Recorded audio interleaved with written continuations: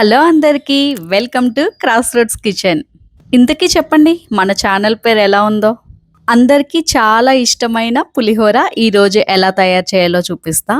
పక్కా కొలతలతో వంట రాని వారు కూడా పులిహోరని చాలా ఈజీగా చేయొచ్చు.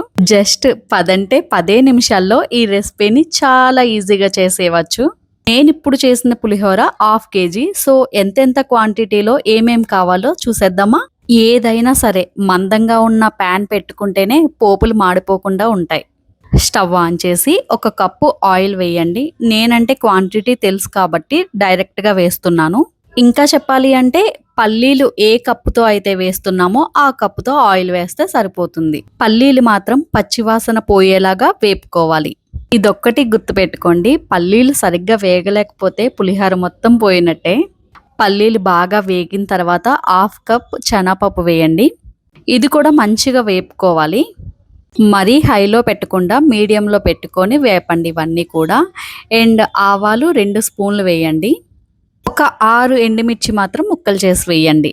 దీనితో పాటు ఒక అల్లం ముక్క తీసుకొని చిన్నగా తురిమి అది కూడా వేయండి. ఒకసారి ఇవన్నీ కలిసేలాగా మొత్తం అంతా కలుపుకోండి. ఒక 7-8 పచ్చిమిర్చిని అడ్డంగా చీల్చుకొని అవి కూడా వేసుకోండి. త్వరగా అయిపోతుందిలే అని మాత్రం హైలో పెట్టకండి. ఇప్పుడు కరివేపాకు అలాగే పసుపు వేసుకొని 1 నిమిషం పాటు అలా వేపుకోండి. దీనిలోకి 2 పెద్ద నిమ్మకాయల సైజ్ అంత చింతపండుని ముందుగానే తీసుకొని నానబెట్టుకోవాలి. చింతపండు గుజ్జుని కొంచెం చిక్కగానే తీసుకోవాలి.